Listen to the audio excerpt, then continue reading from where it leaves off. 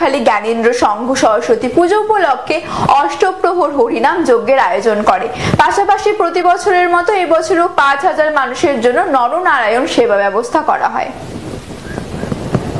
পাথর প্রতিমা রূপেন্দ্রনগরে বাঘের আতঙ্কে সাধারণ মানুষ, কিন্তু বন দপ্তর বলছে বাঘ নেই। লোকালয়ের পুকুর পাড়ে বাঘের পায়ের ছাপ, পুকুরের আশেপাশে ঘুরছে বাঘ। গৃহবধূর দাবি পুকুর থেকে জল খেয়েছে স্বয়ং দক্ষিণা রায়।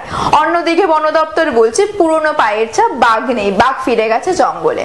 দক্ষিণ ২৪ পরগনার পুইজালি মৌখালী জ্ঞানেন্দ্র ভাই ভাই সঙ্গের সরস্বতী পুজো উপলক্ষে অষ্টপ্রহর হরিনাম যজ্ঞের আয়োজন করা হয়। সেই যজ্ঞতে নরনারায়ণ সেবার ব্যবস্থাও করা হয়। প্রতি বছরের মতন এবছরও ১২তম বর্ষ ৫,০০০ ব্যক্তির সেবার আয়োজন করা হয়েছে। এছাড়াও গ্রামের মহিলারা একত্রিত হয়ে কলসি যাত্রার মাধ্যমে পূজা অর্চনা শুরু করেন। পুজো কমিটির সভাপতি পুলিন চন্দ্র মণ্ডল বলেন, প্রতি বছরের মতো এবছরও আমরা গ্রামের মানুষেরা একত্রিত হয়ে সাম্প্রতিক বার্তা দিতে এই অনুষ্ঠান। ছাড়া পুজো কমিটির সম্পাদক শিবপদ মৃধা ও বিধান মণ্ডল বলেন, কত বাধা অতিক্রম করে আমরা প্রতি বছর যেন এই অনুষ্ঠান করতে পারি। এই অনুষ্ঠানে উপস্থিত ছিলেন কৃষ্ণপদ গায়েন, দেবাশিস মণ্ডল, কৃষ্ণেন্দু বিশ্বাস, রামকৃষ্ণ সরকার, মহাদেব মৃধা ও আরো অনেকে।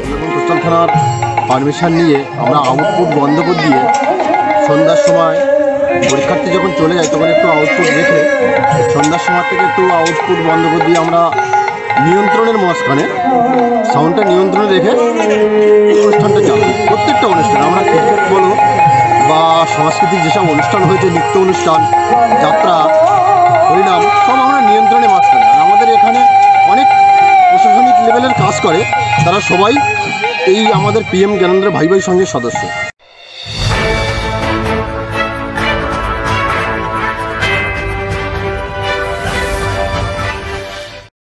পাঁচলায় আক্রান্ত বিজেপি কর্মীদের দেখতে হাওড়া হাসপাতাল